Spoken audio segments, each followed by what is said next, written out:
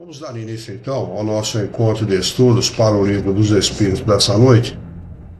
Hoje é dia 24 de janeiro de 2024, quarta-feira. Nós estamos às 19 horas e 33 minutos na cidade de Jaú. Nós estamos transmitindo esse encontro de estudos em nome e em homenagem à Associação Jauense de Estudos Espíritas, localizada na cidade de Jaú, estado de São Paulo, Brasil.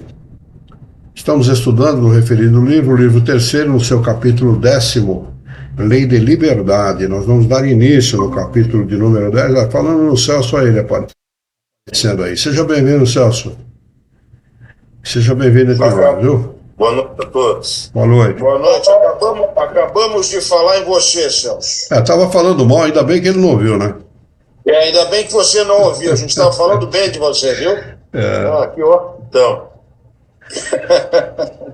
Paz e luz. Igualmente. Vamos lá, então. Capítulo 10, Lei de Liberdade. Subtítulo de número 1, Liberdade Natural. A questão é de número 825. Para vocês que estão acompanhando com o livro, abram seus livros na questão de número 825 de O Livro dos Espíritos. A pergunta de Kardec aos espíritos superiores é a seguinte: há posições em que o homem possa gabar-se de gozar de uma liberdade absoluta? Resposta: não. Porque vós todos necessitais uns dos outros, como os grandes. Quando o que eles chamam de pequeno, aqui os mais pobres, os menos abastados, e os mais ricos, os grandes, os poderosos, todos nós precisamos uns dos outros. O que prova isso é o fato do grande, daquele que tem um pouco mais de recurso financeiro, precisar de funcionário, O governo, apesar de ter todo o poder na mão, precisa de funcionários para poder funcionar, para poder realizar as suas tarefas, realizar os seus compromissos. E assim também todos os outros, as empresas e tudo mais, Então nós não temos liberdade absoluta, nós temos sempre que respeitar o direito do próximo. Esse é o princípio da justiça estabelecido por Jesus de Nazaré. Respeitar o direito do próximo. Fazer ao próximo aquilo que nós gostaríamos de ver feito em relação a nós mesmos. Palavras de Jesus de Nazaré, muito sábias, por sinal, Era um espírito puro, que sabia exatamente aquilo que estava falando e aquilo que estava fazendo. Sabia exatamente, tinha conhecimento prévio de tudo aquilo que fazia e, como espírito puro, sabia exatamente aquilo que estava falando.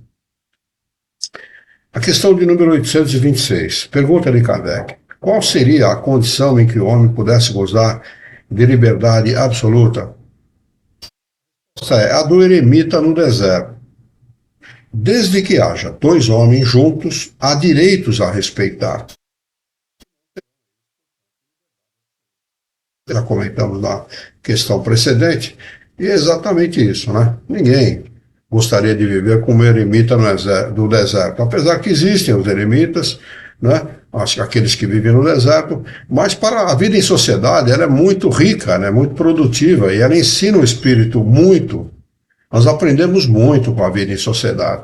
Aprendemos a amar o nosso próximo, embora nós tenhamos vontade, não temos vontade nenhuma, muitas vezes, de amar o próximo, em vista do que as pessoas fazem, da reação das pessoas, da maneira das pessoas não entenderem o seu próximo, do egoísmo delas, e de tudo que a gente verifica na sociedade, essa disparidade de entendimento da vida e sobretudo das coisas espirituais, Existe uma disparidade muito grande desse entendimento. Então, muitas vezes nós temos uma dificuldade muito grande de entender o próximo, mas é nossa obrigação de fazer esse esforço de entender e procurar fazer aquilo que Jesus entendia como caridade. Caridade para Jesus não era dar cesta básica. A cesta básica resolve temporariamente o problema de quem quer que seja, mas não soluciona. O que soluciona realmente é o conhecimento, sobretudo o conhecimento das leis que regem a vida do encarnado. O encarnado muitas vezes entende que a doença, por exemplo, é por sorteio. Uns ficam doentes e outros não. Né? E nós sabemos que não é isso, nós sabemos que a doença está atrelada à nossa maneira de pensar e de sentir. Né? A ciência comprova que a maior parte das doenças, eu diria, na minha opinião, eu diria que alguma coisa em torno de 95% das doenças são adquiridas. Muito poucas delas são congênitas, não é? Ou herdadas de pai e mãe. Não é? A maioria é adquirida. Por quê? Porque nós variamos muito no nosso comportamento, os nossos exageros, a nossa maneira de sentir e pensar, a nossa maneira de entender o Criador, não é? E de achar que ele privilegia uns em detrimento de outros. Isso traz muita confusão, muito problema para todos nós de um modo geral. E não é assim. Nós sabemos que compreender as leis de Deus e entender como elas agem na nossa vida faz toda a diferença e vai fazer com que nós nos comportemos diante da vida de maneira diferente, de maneira a aceitar, porque sofrer, todos nós sofremos indistintamente, aqueles que têm mais dinheiro, os mais abastados, os que têm menos dinheiro, os que estão na pobreza, na miséria, enfim, todos os que vivem aqui neste mundo sofrem e não raros sofrem muito. Né? O problema é entender esse sofrimento, o porquê desse sofrimento. Há músicas e poesias que criticam o Criador. Por que eu tenho que sofrer para ser feliz? Por que eu tenho que encarnar e sofrer para ser feliz futuramente? Por que não a felicidade já? Né? E a resposta está aí, exatamente no comportamento, na maneira pelas quais as leis naturais agem sobre nós, encarnados e desencarnados. Né? Entender essas leis, conhecê-las, né? Conhecer as leis naturais e entender o processo através das quais elas regem a nossa vida faz toda a diferença. E faz com que o homem adquira uma calma, uma tranquilidade diante das adversidades da vida, diante dos reveses da vida, os reveses da fortuna, a perda de entes queridos, e todas as vicissitudes que assolam a nossa vida, que atingem o homem, elas são entendidas com uma tranquilidade muito maior, elas são aceitas. Não é? A resignação é uma coisa extremamente importante para a saúde. Não é? A resignação é o consentimento do coração, dizem os espíritos. Não é? Nós podemos muitas vezes entender pela razão aquilo que está nos acontecendo, mas não aceitamos, não somos resignados diante do sofrimento. E a falta de resignação vai significar para o espírito, no futuro, maiores sofrimentos. Olha que interessante, né? A importância de nós nos resignarmos diante dos nossos sofrimentos, de aceitar a vontade de Deus. Nós não aceitamos a vontade de Deus, a maioria de nós não aceita por uma razão muito simples. Somos orgulhosos. Nos entendemos muitas vezes acima de Deus.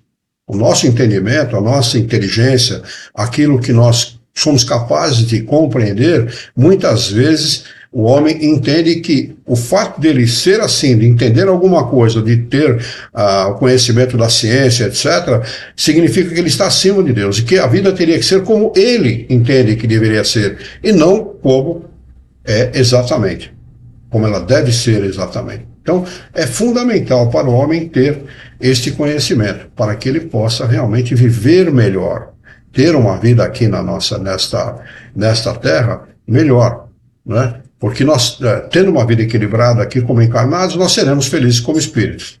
Né? O estudo desse livro comprova exatamente isso.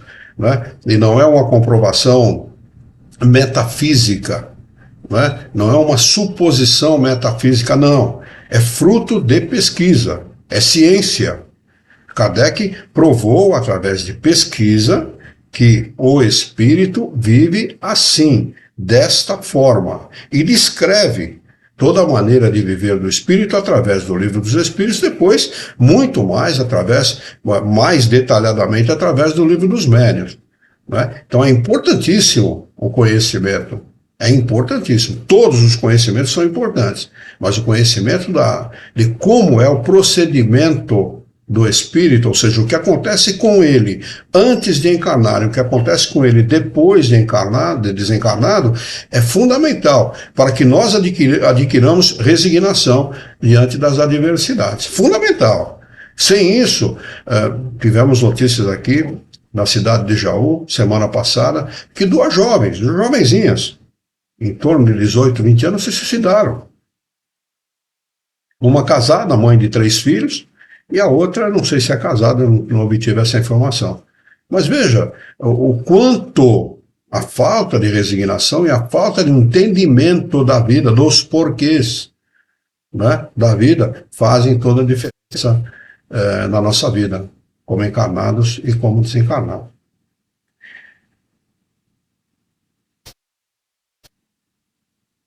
Questão de número 827. Pergunta de Kardec. A obrigação de respeitar os direitos alheios tira ao homem o direito de se pertencer a si mesmo? Responde, absolutamente. Pois esse é um direito que lhe vem da natureza.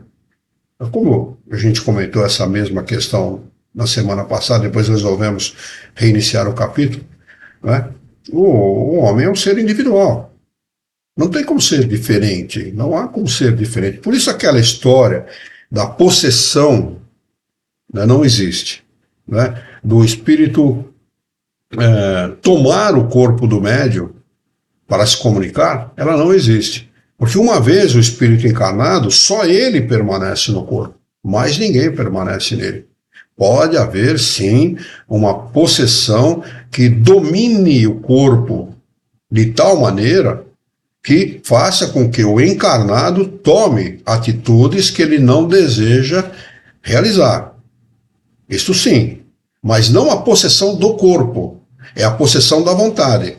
É vontade maior sobre vontade menor.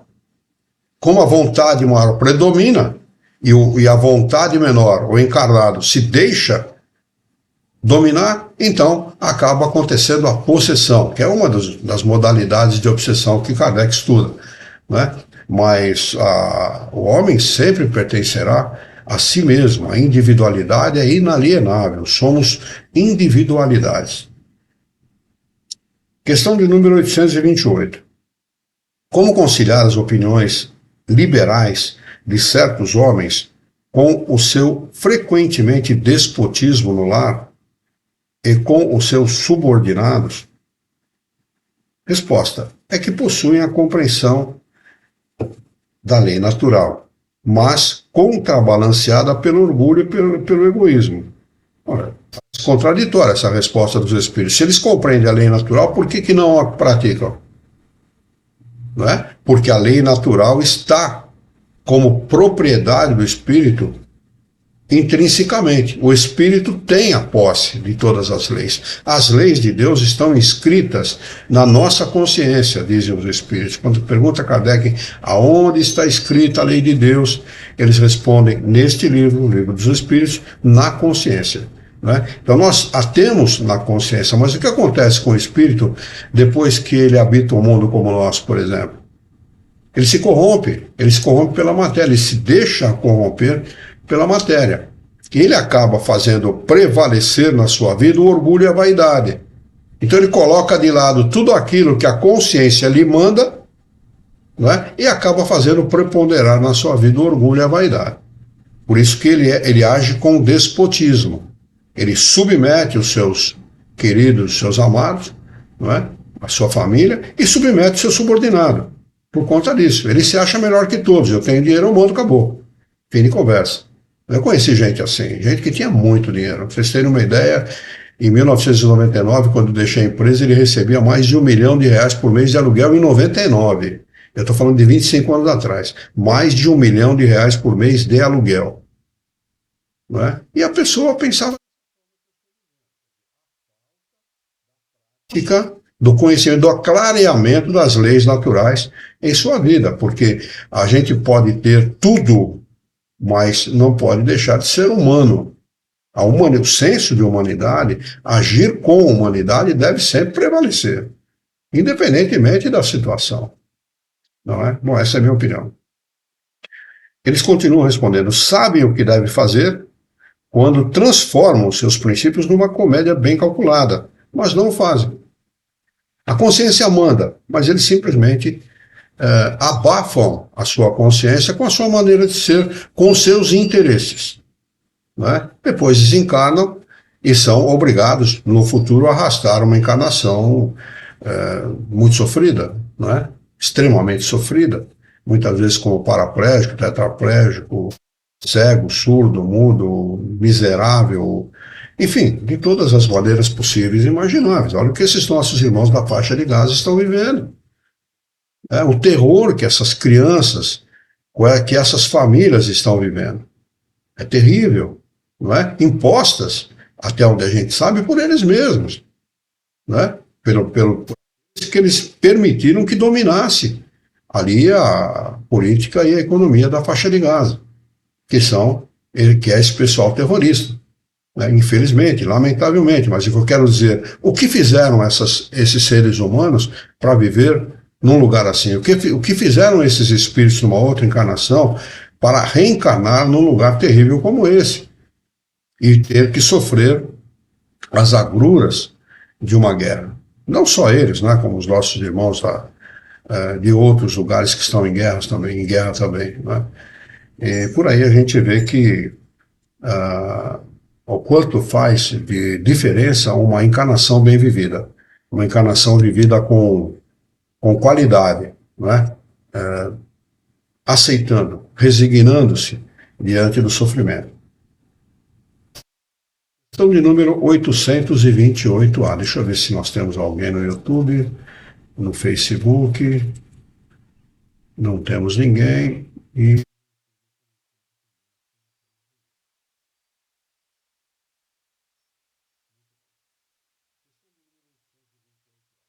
princípios, pergunta Kardec, que professam nesta vida, lhes serão levados em conta na outra? Tenha o homem para compreender um princípio, menos excusável será de não o aplicar a si mesmo. Então, a inteligência por si só, ela não significa qualidade de vida, nem qualidade de vida espiritual, muito menos. Não é? A inteligência, ela é um meio através do qual o homem adquire uma coisa chamada capacidade de discernir. À medida em que ele vai desenvolvendo a sua inteligência, ele adquire essa capacidade. Se ele não aplica o discernimento a si mesmo, ele vai ter que responder por isso. Ele é menos excusável, ele não pode se desculpar por falta de entendimento. Não é? Ele tem esse entendimento e deveria aplicá-lo, como ele diz aqui, a si mesmo. Uma resposta dos espíritos. Eles seguem respondendo: na verdade, vos digo que o homem simples, mas sincero, está mais adiantado no caminho de Deus do que aquele que aparenta o que não é. O homem simples, menos escolarizado, né? Se ele é sincero naquilo que ele faz, ele está mais adiantado na vida espiritual, no caminho de Deus, que traduzam isso como do que aquele que aparenta. Ele pode se manifestar como um representante de Deus na Terra, como aquele que é um emissário de Deus, os falsos profetas que nós conhecemos por aí no Brasil e no mundo, né? Temos vários deles no Brasil e no mundo, né? E é apenas aparência, apenas, única e exclusivamente. Nos Estados Unidos tem um monte desses. Teve um lá que criou uma catedral de cristal, porque ele disse que enquanto ele pregava, ele queria ver o céu, porque Deus estaria olhando para ele pregando, porque ele era uma eminência na pregação da palavra de Deus. Olha que absurdo, né? É tanta vaidade.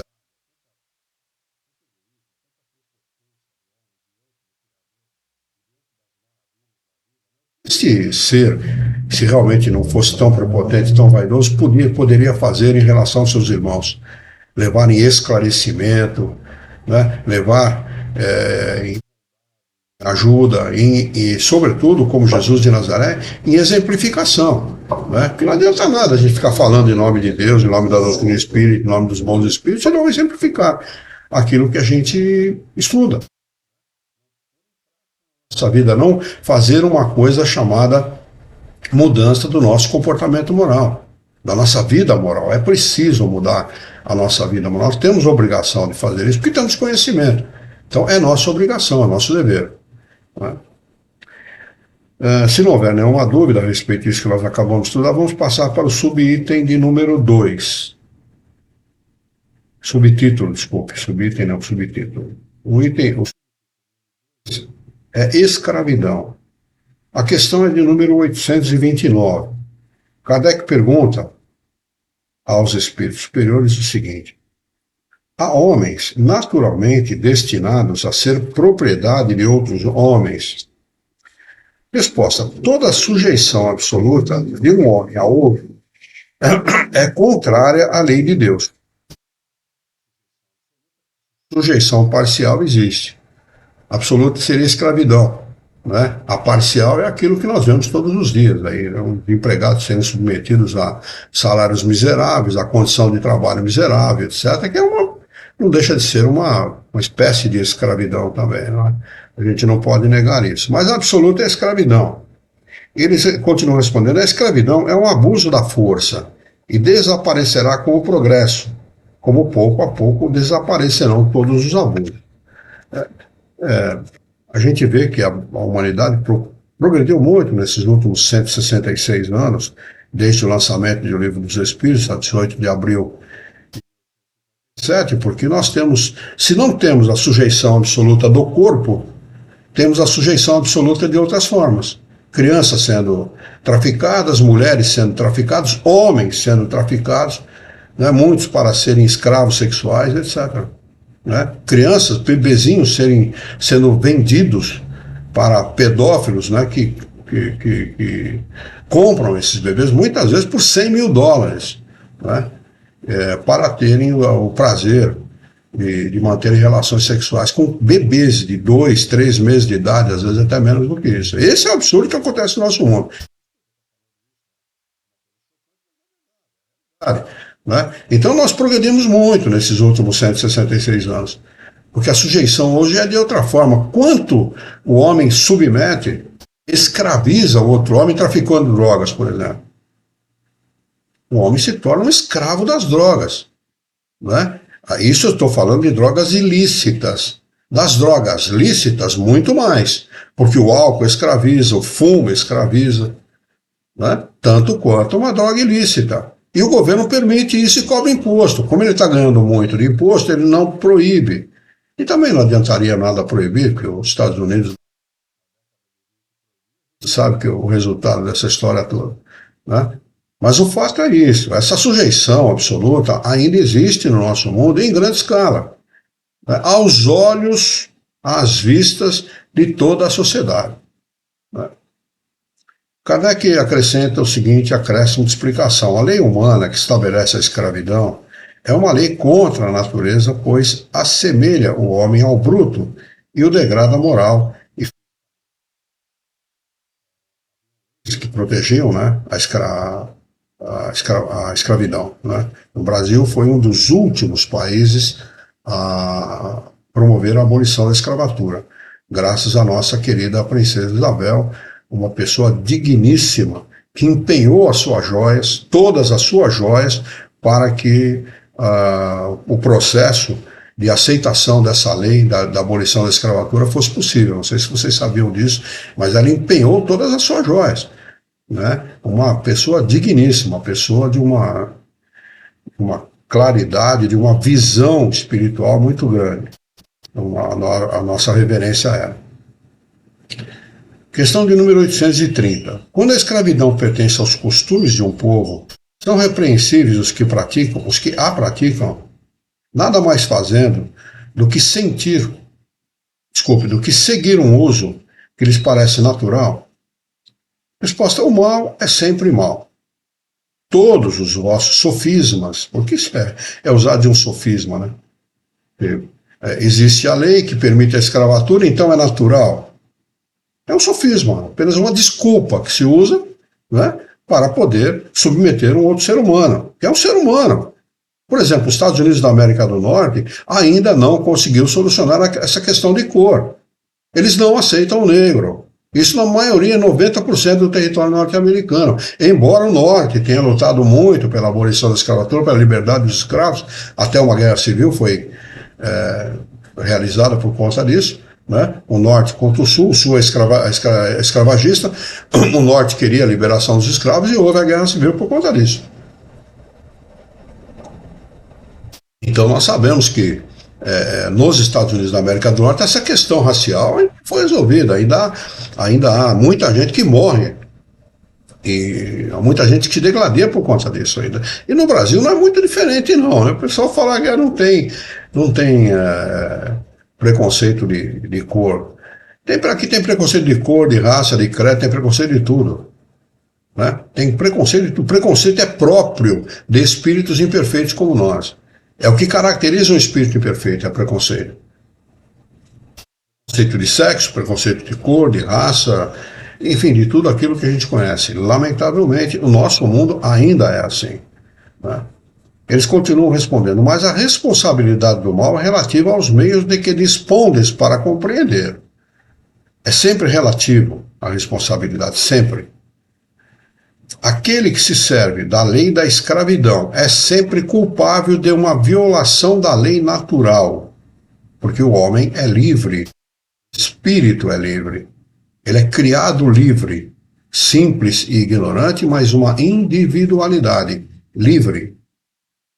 Aquele que se serve da lei da escravidão é sempre culpável, dizem eles, repetindo, de uma violação da lei natural. Mas nisso, como em todas as coisas, a culpabilidade é relativa. Sendo a escravidão um costume entre certos povos, o homem pode praticá-la de boa fé, como uma coisa que lhe parece natural, mas desde que a sua razão, mais desenvolvida e sobretudo esclarecida pelas luzes do cristianismo, lhe mostrou no escravo um seu igual perante Deus, ele não tem mais desculpas. E, aliás, os maiores escravagistas do povo africano, por exemplo, foram os negros em relação aos próprios negros. Eram os negros que aprisionavam e vendiam para os brancos. Né? Por isso que é sempre relativo. Os brancos simplesmente iam lá e compravam e se utilizavam dessa mão de obra gratuita, aparentemente gratuita, né? Porque a consequência espiritual e toda a consequência de sofrimento que isso trouxe para o nosso povo e para aqueles que eram escravagistas. Jaú, por exemplo, uma cidade onde eu moro, não sou daqui, mas moro, é uma cidade escravagista por excelência. Né? Até muito pouco tempo atrás, as pessoas pensavam dessa forma. Menosprezavam, até pouco tempo, menosprezavam a raça negra. Por exemplo, o Pelé foi proibido de entrar aqui na nossa piscina municipal. Foi o único lugar no mundo que proibiu o Pelé de alguma coisa. O jeito que existe com a raça negra aqui na cidade de Jaú. Apenas constatando um fato. Cidade. Não sou daqui, mas gosto muito dessa cidade. Questão de número 831. A respeito desta questão, tem uma nota explicativa no final do livro, para quem tem a versão da tradução feita pelo professor José Herculano Pires, vai encontrar uma nota explicativa. Está conosco. Bem-vinda, viu, filha?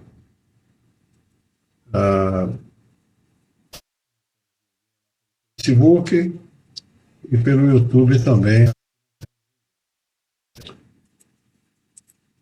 Muito bem. Pergunta. Certas raças humanas, sob dependência das raças inteligentes? Resposta: sim, para as elevar e não para as embrutecer, porque a escravidão faz exatamente isso, embrutece, enfraquece aquele que está escravizado e embrutece ao mesmo tempo, porque as pessoas se revoltam. O ser humano não é para viver escravo do que quer que seja ou de quem quer que seja, não é? Ele acaba se revoltando. Quantos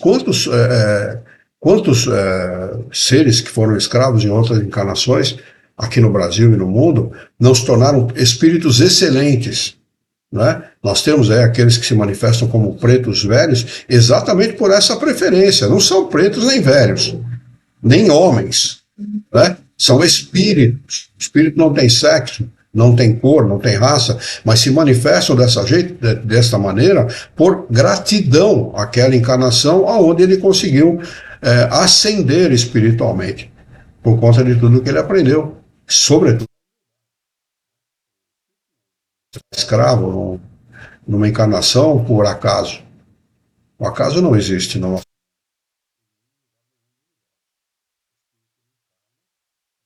Passa por um processo de escravização para aprender alguma coisa. Talvez nós mesmos já tenhamos sido escravos numa outra encarnação. Vou poder estar entendendo agora a doutrina dos Espíritos, por que não?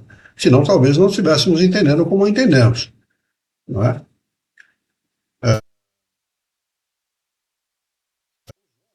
Tem considerado há muito certas raças humanas como animais domesticáveis, munidos de braços e de mãos, e se julgaram o direito de vender os seus membros como bestas de carga.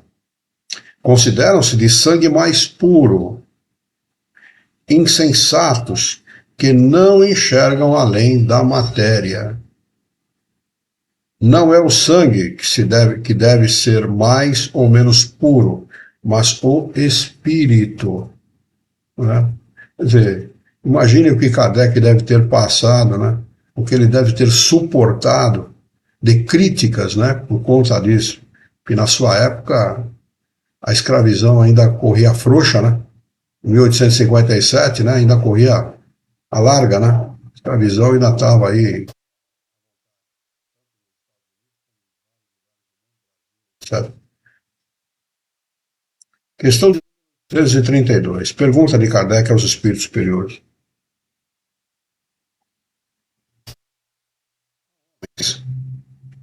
Que tratam os escravos com humanidade, que nada deixam faltar, e pensam que a liberdade os exporia a mais privações. O que dizer disso? Conheço histórias aqui no Brasil em que os donos da fazenda desses escravos eram bastante humanos com eles, bastante. Inclusive, quando foram libertados pela lei da abolição da escravatura aqui no Brasil, não deixaram as fazendas, permaneceram nas fazendas, trabalhando da mesma maneira, agindo da mesma maneira, fazendo as mesmas coisas. Seus proprietários. Houve isso também, né? Não foi só tristeza nem só sofrimento. Houveram aqueles que souberam ser mais humanos. Mas vamos ver as respostas dos espíritos. Eles não concordam comigo, não. Resposta: digo que compreendem melhor os seus interesses. Os espíritos de vez em quando me fazem rir, viu? Porque apesar de todo senso de humanidade, o fato é o seguinte: eles compreendem melhor os seus interesses, quer dizer, tratam bem para não perder o burro de carga, né? Eles têm também muito cuidado com os seus bois e os seus cavalos, e a fim de tirarem mais proveito no mercado. Não são culpados como os que os maltratam, nem por isso deixam de usá-los como mercadorias, privando-os de se pertencerem a si mesmos. O fato é que a abolição da escravatura ela foi feita assim, meio à revelia dos interesses dos próprios abolidos, né? Se aboliu da escravatura o homem, mas não se criou meios para que ele se sustentasse. O Rio de Janeiro, por exemplo, foi invadido por um grupo enorme de pessoas que ficaram ali no meio da rua sem ter o que fazer e sem saber o que fazer, né?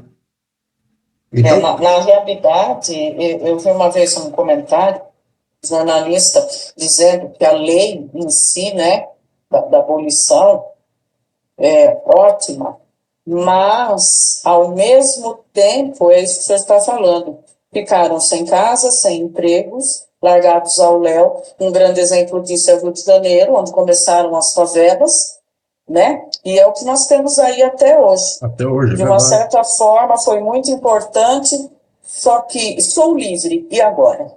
E o pior, eu passo. E o pior, né, Dani? Segregados do mesmo jeito. Exatamente. Segregados do mesmo jeito, lamentavelmente. Olha o que, por exemplo, se faz na África, né? Temos lá a África do Sul, onde até muito pouco tempo atrás quem mandava era o branco. Embora o negro fosse a maioria. E viviam em guetos, né? Maioria e viviam em guetos, completamente segregados. Totalmente segregados.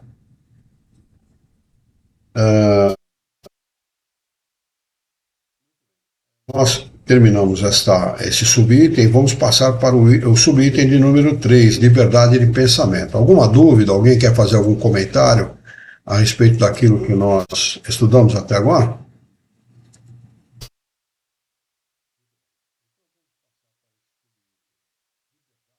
Pensamento. Questão de número 833. Para o entendimento do significado daquilo que somos.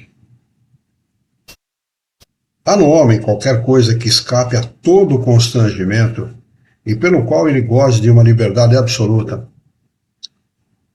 Eu acho que Kardec deveria perguntar assim, deveria gozar? Porque a maioria se submete, pelo pensamento, a uma escravidão intrínseca, né, que a sociedade impõe. Por exemplo, a escravidão da moda, a escravidão dos vícios, a escravidão do comportamento, a escravidão da maneira de falar. Ô mano. Vai ser um tipo de escravidão, né? Eles respondem, é pelo pensamento que o homem goza de uma liberdade sem limites, porque o pensamento não conhece entraves, ou não deveria conhecer. Pode impedir-se a sua manifestação, mas não aniquilá-lo. Né? Já nós vamos ter aqui no Brasil esse impedimento. Né? Se tudo continuar dessa maneira, talvez nem esses estudos no Espiritismo nós vamos poder fazer no futuro. Né? Impede a manifestação, mas não pode aniquilá-lo. Né? Questão 134. O homem é responsável pelo seu pensamento? Resposta é responsável perante Deus. Só Deus, podendo conhecê-lo, condena-o ou absolve-o, segundo a sua justiça. A mamãe, minha querida mãe, tinha uma frase que ela dizia assim, coração é terra que só Deus passeia. Exatamente por essa razão. A gente não sabe o que vai no pensamento das pessoas. Eu diria o seguinte, o homem é extremamente responsável por aquilo que pensa. Porque, segundo a sua maneira de pensar, ele faz a sua própria infelicidade e a infelicidade alheia. Pensamentos geram uma vida feliz. Maus pensamentos geram uma vida infeliz. Por isso que numa boate, por exemplo, é um ambiente pesado. Um inferninho, né? Porque essa palavra é muito apropriada a este local, né? Inferninho, né? Porque realmente é um inferninho. A gente vê nos filmes, como é que o pessoal pode frequentar um treco desse, num lugar como esse, né? É realmente um inferninho. Eu fico imaginando um espírito superior, um bom espírito, ou um espírito superior, num ambiente como esse, como ele não veria essas pessoas, a dança, a música. Quando Kardec pergunta essa música, e ele falava da música clássica, né? Eles respondem assim, esse barulho que vocês fazem para entreter o próprio sofrimento? Assim como eles responderam para Kardec. Imagina aí a música clássica, imagina essas músicas que nós temos aí hoje em dia. Então, o homem é responsável, sim. Nós precisamos aprender a educar o nosso pensamento. E é possível. É bem possível educar o pensamento. E sabendo que o nosso pensamento é responsável pela nossa felicidade, pela saúde, por exemplo, no corpo físico, é importantíssimo nós educarmos o nosso pensamento. Sempre refutarmos os maus pensamentos. Se o homem aprendesse a refutar os maus pensamentos, porque na maioria das vezes eles são sugeridos, vêm de fora, são sugeridos, nós não sofreríamos a metade do que nós sofremos. Né? Na maioria das vezes, ou boa parte delas, estamos mal acompanhados. Ah, vai lá, não tem problema não. Faz isso, não vai ter problema nenhum. Se suicida mesmo. Dá um tiro naquele cara, né?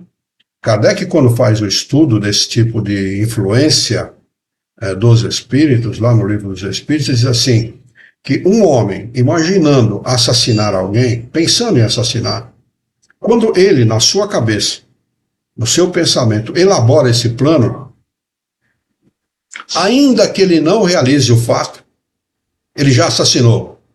Não a pessoa que ele deveria assassinar e que não o fez, mas a ele mesmo. Por quê? Ele atraiu para junto de si espíritos que pensavam da mesma maneira. Imagine que tipo de companhia tem uma pessoa como essa. Imagine que tipo de companhia. E é possível reverter essa situação, ter junto de nós os bons espíritos. Se pela manhã, um hábito extraordinariamente bom. Eu não estou falando de preces prolongadas, não 1 hora, meia hora, nada disso, né? Uma boa prece, bem feita, com pensamentos lógicos e racionais, né? Pedindo a presença dos bons espíritos, do nosso espírito guia, ou anjo da guarda, como quiserem, na nossa vida, é extremamente importante para o início do nosso dia. Agradecermos a Deus pela vida, né? Agradecermos a Deus pelo nosso lar, pelo pão de cada dia, pelo conforto, pela segurança que nós temos, quando tantos homens no mundo não têm segurança nenhuma, segurança alimentar e nenhum tipo de segurança. Então, começar o dia assim é fundamental para que nós nos encontremos, não somente com Deus, mas conosco mesmo, e comecemos a disciplinar o nosso pensamento na direção correta, não é? Porque estamos assim, dessa forma, fazendo 2 coisas extremamente importantes. Morrendo aos poucos, de maneira boa, que é assim que nós morremos aos poucos. Tanto aquele que anda pelos maus caminhos, quanto aquele que anda pelo bom caminho, morre aos poucos. Ele vai se desligando, molécula a molécula do seu corpo. Quando chega no final da vida, através de uma morte natural, é lógico, ele já está parcialmente ou totalmente desligado, se ele for uma pessoa que teve ao longo da sua vida uma disciplina na sua maneira de pensar. Boa disciplina. E o contrário também é verdadeiro. Ele vai estar mais ligado ao corpo se ele agiu ou se ele foi, ao longo da sua vida, um materialista. Quer dizer, muitas vezes ele é sepultado ligado ao corpo. Imagine o que significa isso para o desencarnado. Imagine vocês. Um suicida, por exemplo, relatado pelo próprio Kardec, recebeu esse relato de um suicida, ele relata que vê os vermes devorando o seu corpo. Ele teve essa sensação, é claro que ele não sentiu isso, até porque o espírito não está mais ligado ao corpo, ele está próximo do corpo, mas não ligado, mas ele sente a sensação. Imagina o significado disso para o espírito, o sofrimento pelo qual ele não passa. Imagine aquele que é ligado a um vício, de uma droga pesada, de uma droga lícita, aquele que é ligado a maus pensamentos, ao vício da maledicência, não é? Ao vício de desejar o mal para as pessoas, alimentando o ódio, o rancor, a inveja, prepotência, orgulho, vaidade, todos esses maus pensamentos que o homem pode e não deveria alimentar, não é? Então, saibamos da importância do pensamento e de quanto ele infere na nossa vida, né? A importância que ele infere na nossa vida se nós não sabemos utilizá-lo de maneira adequada. É muito importante o nosso pensamento. O nosso pensamento não é uma coisa à toa, como diz a cantiga, não, né?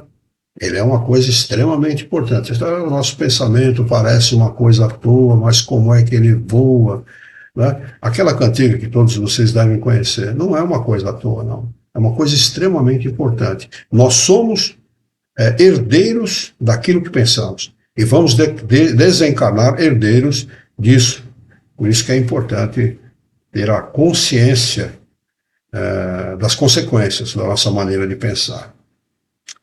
Questão de número 836. O homem tem o direito de pôr entraves à liberdade de consciência? Resposta: não mais do que a liberdade de pensar.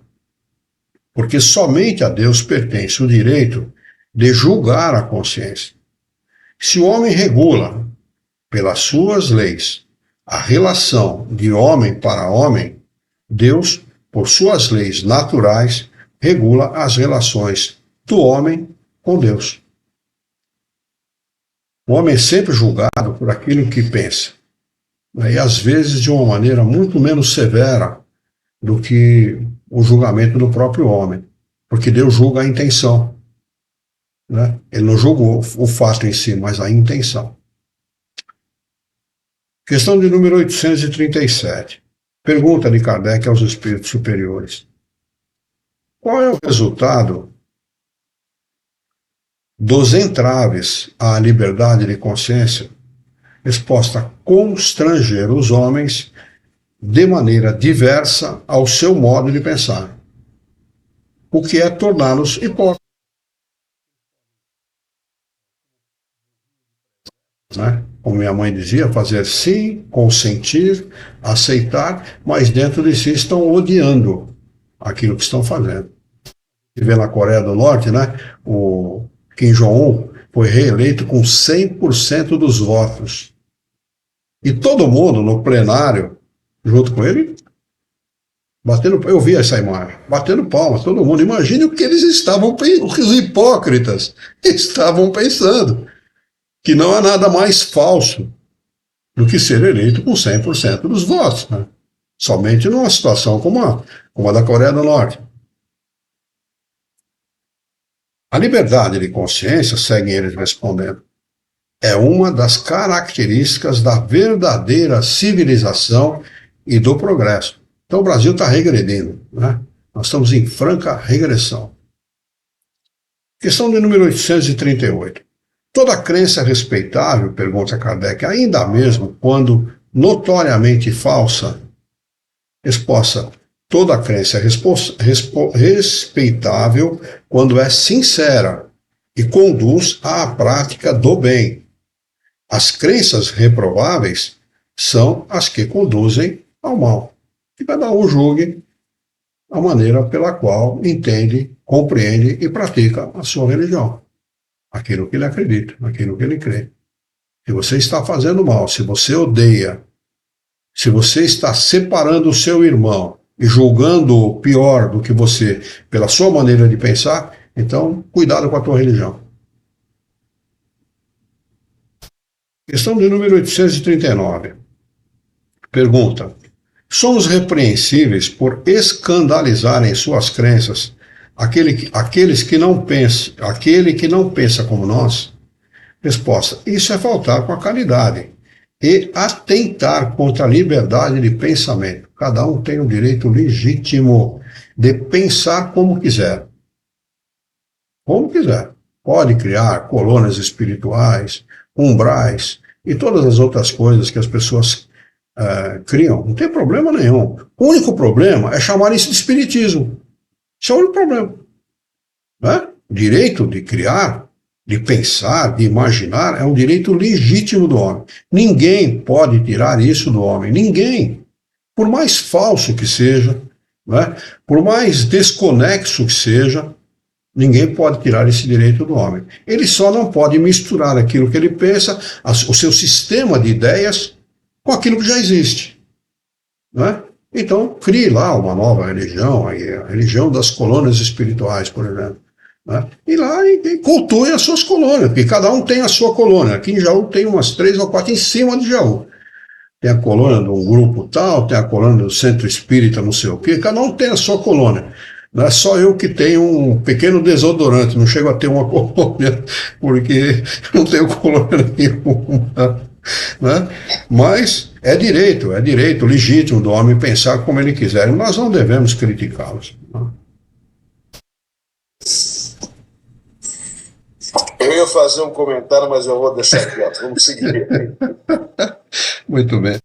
Brincadeiras à parte, me desculpe pela brincadeira, mas o fato de que as pessoas querem impor a sua maneira de pensar, né? é uma brincadeira, mas a coisa acaba sendo séria, né? Porque a gente pensa que esse comentário que você acabou de fazer, pelo menos eu penso assim, e todos que estudam a doutrina, como seria fundamental e importante que os nossos amigos que se dizem espíritas, você acabou de falar. Seria fundamental. E seria muito produtivo, né, Alexandre? Muito produtivo. Exatamente. Porque as pessoas se libertariam de fantasias, né? São fantasias principalmente produtivo. É de se lamentar, porque a gente, depois de estudar, eu estudo a doutrina dos espíritos, única e exclusivamente a doutrina dos espíritos, há 21 anos. 2002, 22 anos, vai completar esse ano aqui. No dia 20 de outubro deste ano, vai completar 22 anos estudando única e exclusivamente as 5 obras de Kardec, mais a Revista Espírita por minha conta. As 5 obras a gente estudou dentro da Associação Jauense de Estudos Espíritas, e a Revista Espírita e as outras obras, que é o Espiritismo na sua manifestação mais simples, etc., por conta própria. Então, a gente aprende uma coisa, que o propósito destas outras teorias que estão inseridas dentro da doutrina espírita é um só: desviar o foco. Desviar o foco. Porque você desviando o foco, desviando o propósito, você protege o que já existe. O que já existe? Dogma, poder em nome desses dogmas, dinheiro em nome dos dogmas e da religião. É isso que eles querem proteger. Por exemplo, o interesse material. Esse é o propósito. Nós não estamos criticando aqui o médium, porque o Chico foi um cara extraordinário, um humanista, um cara extraordinário, não tem o que falar do Chico, né? Mas o Chico, ele era um excelente intérprete dos espíritos. Excelente. Não tem o que falar do Chico. As cartas das mães do Chico, que é um filme, inclusive tem um filme a esse respeito, mostra muito a qualidade da mediunidade do Chico. O Chico era um médium, um intérprete dos espíritos que não deixava a menor dúvida. Ele era excelente. Só que ele foi manipulado por esses espíritos para trazer estas obras que realmente desvirtuam ou desvirtuou parte do movimento espírita brasileiro para essas fantasias. E são fantasias, é fácil de provar isso estudando a doutrina dos espíritos. Quando os espíritos superiores afirmam categoricamente, na introdução deste livro dos espíritos, eles afirmam lá: os espíritos estão em todos os lugares, ombreiam conosco, estão pelo espaço, em todos os lugares, não ficam em nenhum lugar localizado e fechado, circunscrito, em nenhum lugar. Eles não precisam disso. Basta fazer uma análise simples e racional, né, que nós vamos ver que isso é pura realidade. Por quê? O espírito não tem órgãos. Não tendo corpo nem órgãos, não se deteriora. Não se deteriorando, não precisa de nada protegendo.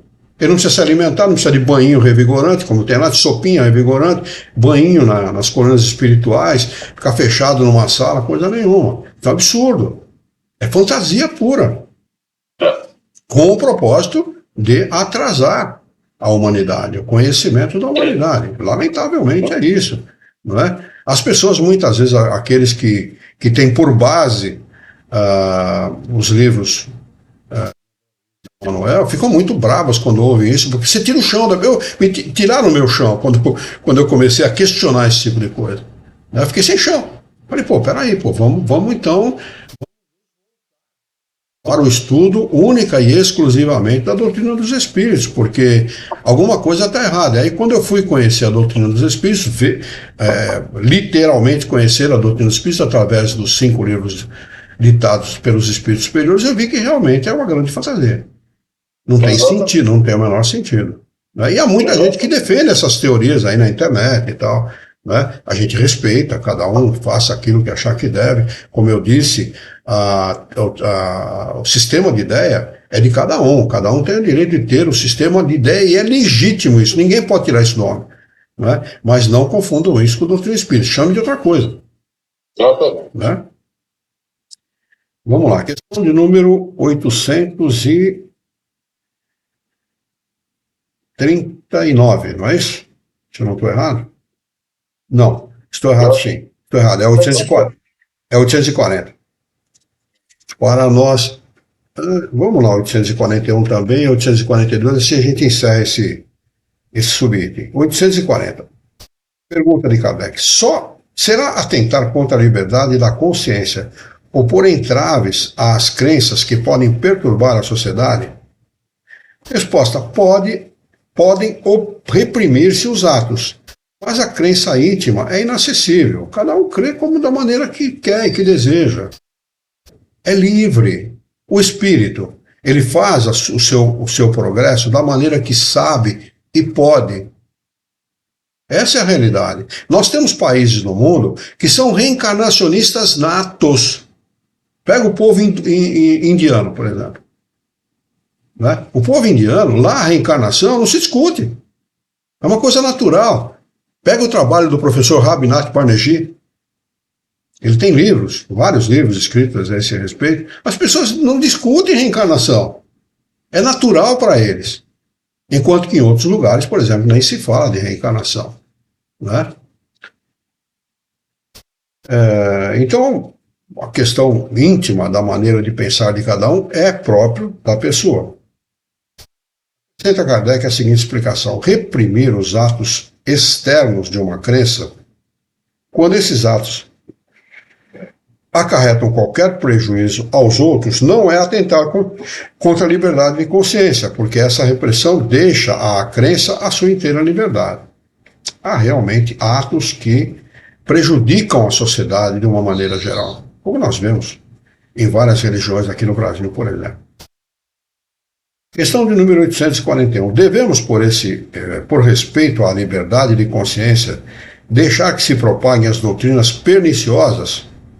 Ou podemos, sem atentar contra essa liberdade, procurar conduzir para o caminho da verdade os que se desviaram para falsos princípios? Responde os espíritos: certamente se pode e mesmo se deve, mas certamente se pode, mas mesmo se deve. Mas ensinai a exemplo de Jesus, pela doçura e persuasão, e não pela força, porque seria pior que a crença daquele a quem desejasseis convencer. Se há alguma coisa que pode ser imposta, é o bem e a fraternidade. Mas não acreditamos que o meio de fazê-lo seja a violência. A convicção não se impõe. Só tem uma coisa que, na minha opinião, o impõe a convicção. É a racionalidade de um ensinamento. Aliás, nós somos absorvidos pela doutrina espírita por essa racionalidade. Né? Ela não é imposta para nós, mas ela entra dentro de nós de uma tal maneira, né? Ela nos absorve de uma tal maneira que eu não tenho como negar. Pô, peraí, isso é certo, isso é racional, isso é verdadeiro. Se é racional, é verdadeiro. Né? A minha inteligência está aceitando, é lógico, como você falou. Questão de número 842, para nós encerrarmos os nossos estudos de hoje.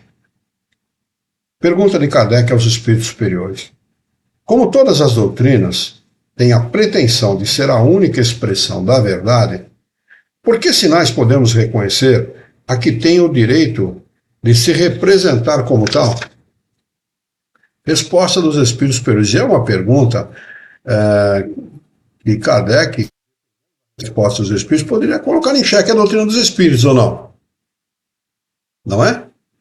E olha a resposta deles a esse respeito: essa será a que produza mais homens de bem e menos hipócritas. Quer dizer, que pratiquem a lei de amor e caridade na sua maior pureza e na sua aplicação mais ampla.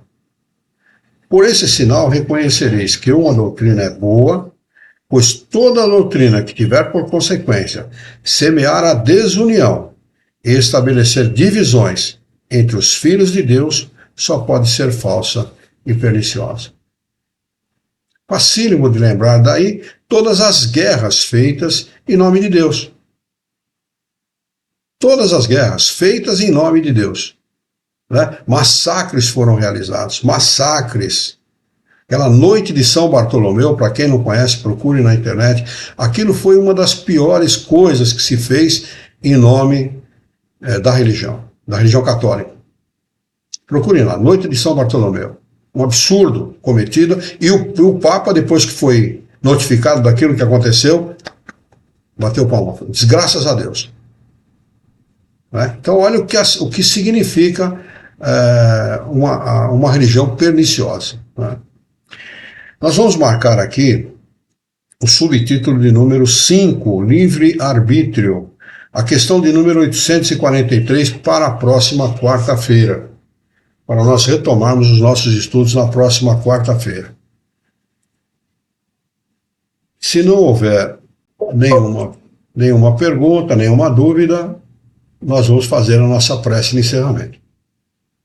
Esse subitem do livre-arbítrio vai ser, na minha opinião, um dos mais esclarecedores do Livro dos Espíritos. Com certeza. Aliás, esse livro... Da doutrina, né, Luiz? Da doutrina, de modo geral, né? Esse livro deixou esse burro aqui muito mais esclarecido, viu? Porque realmente ele é extraordinário. Ele aclareia a nossa mente, o nosso conhecimento, a nossa maneira de ver as coisas, a nossa maneira de enxergar o nosso irmão, os nossos irmãos de uma forma geral, é extremamente importante.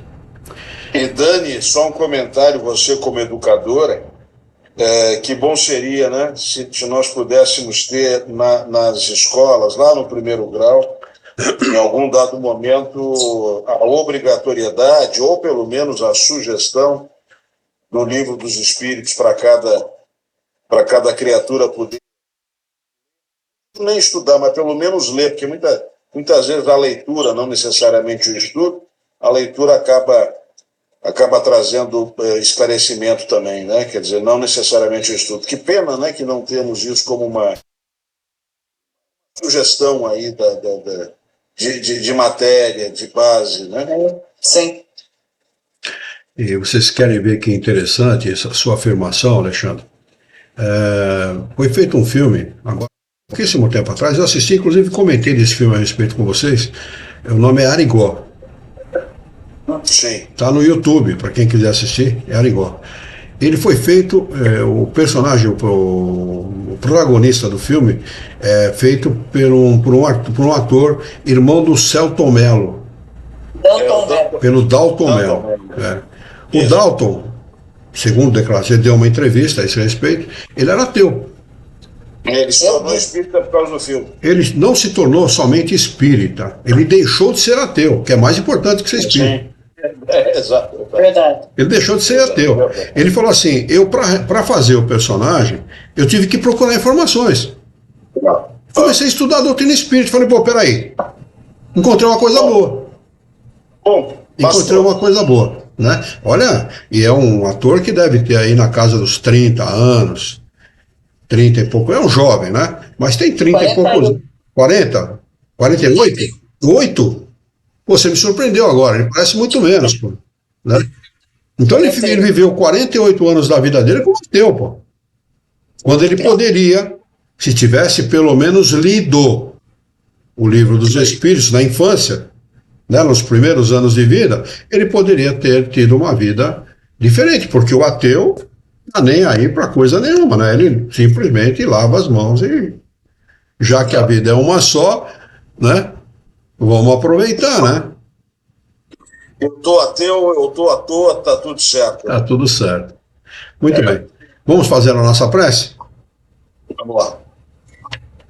Vamos então elevar o nosso pensamento, mentalizar a figura excelsa e amiga de Jesus, nosso mestre, nosso modelo e guia da humanidade, e juntos com Jesus vamos nos dirigir ao Criador, ao Senhor da vida, fonte inesgotável de paz, de amor, de bondade, de misericórdia e justiça, para agradecê-lo muito pela oportunidade de aqui estarmos reunidos em seu nome, para discutirmos as questões propostas pelo livro desta noite. Queira o vosso amor, a vossa bondade, que tenhamos bom ânimo, coragem, determinação, ideias renovadas, alegria de viver e muito entusiasmo, para que nós possamos trabalhar e sermos úteis à sociedade em que vivemos. Auxilia-nos ainda, Senhor, a orientar a própria existência por um profundo e sincero respeito pelo nosso próximo. Em Teu nome, em nome de Jesus, em nome dos bons espíritos, em nome do nosso diretor espiritual e sua equipe, nós declaramos encerrado o nosso encontro de estudos dessa noite, e que assim seja.